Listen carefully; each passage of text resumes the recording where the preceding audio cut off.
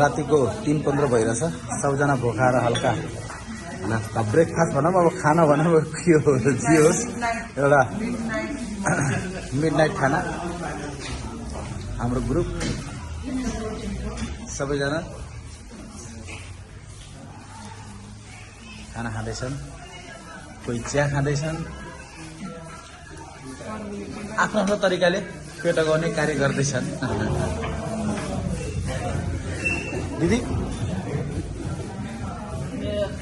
दुईटा रोटी चिया, दुईटा रोटी चिया खानुभयो, जस अलिकति राहत भयो होइन।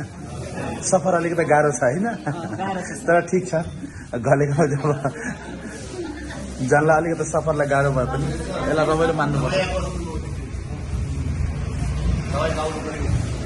है सर। एकछिन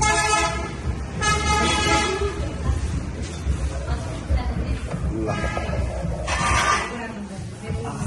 ल हेलो सुरेश सर, के खाँदै हुनुहुन्छ?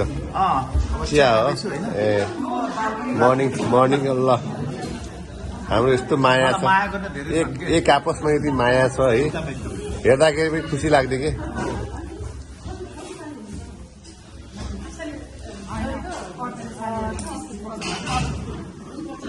एकचोटि फन्को घुमेर खिच्नु पर्यो।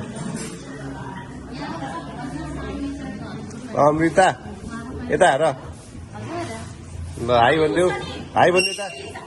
हेलो हाई भन। बिच्चु के खाँदैछौ तिमीले? दाल रोटी। ल गुड। ल हेलो। अब यहाँबाट हामी प्रस्थान गर्ने भएको छौँ है। अब बेला भयो, नास्ता पानी सक्यो। अब यहाँबाट हामी एकछिनमा गाडीमा बस्छौँ। ल सुरेश सर स्टप गरेँ मैले।